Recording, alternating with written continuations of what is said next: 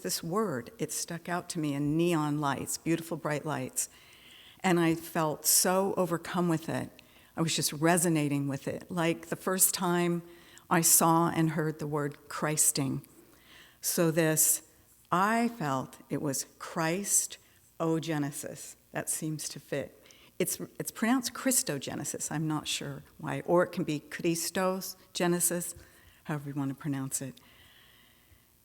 It is quite powerful, and I'd like you to open and just look at this vision of this one heart, the vast heart, as Liz so greatly described, this humanity's heart coming together with the cosmos in the name of Christ. And as you see this image, imagine yourself walking towards it, walking up those stairs. What are you feeling? Soak those feelings in for just a few moments, and then feel the resonance of the word Christogenesis. Christogenesis. So as I mentioned to you, this word, it was coined by Pierre Teilhard de Chardin, and his life was back in the late 1800s to 1955. He was a Jesuit French priest and paleontologist, so he was a scientist by trade, and also a mystic philosopher and teacher. And he was the one, you may not know too much about him. We quote him a lot here in our talks, and I didn't know hardly anything about him, only that I love some of his quotes. And one of them that's his most popular one is that we are not human beings having a spiritual experience. We are spiritual beings having a human experience. So that is what he's most known for, and that has been quoted by many, many thinkers and writers since his time.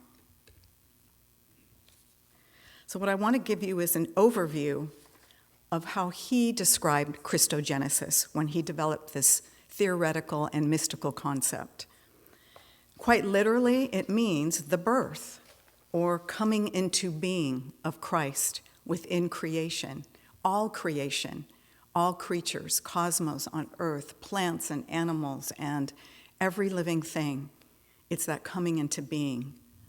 And how perfect for us in our preparation to prepare for Advent and to prepare for the very celebration of the birth of Christ. He also talked about the omega point. So this evolution was evolving towards a convergence of humanity, the cosmos, into the union of God, with Christ at the center, at the heart of evolution. He said Christ is the omega point. That's who he is. And as you recall his words, I am the Alpha and I am the Omega. I am the first and the last.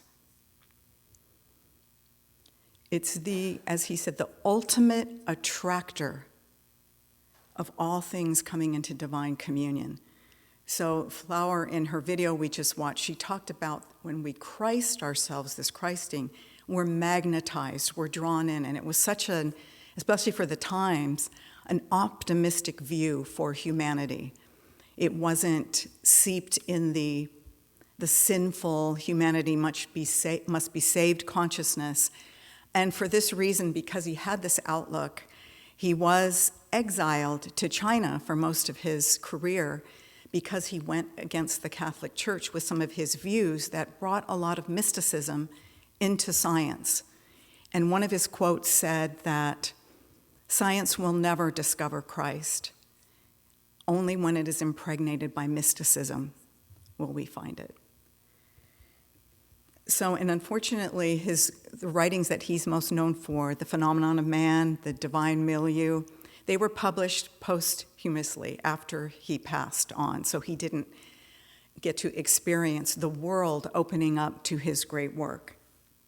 You can also see by some of these definitions, he also describes it as being the divine impulse that all of humanity feels, that we cooperate in with the divine toward wholeness.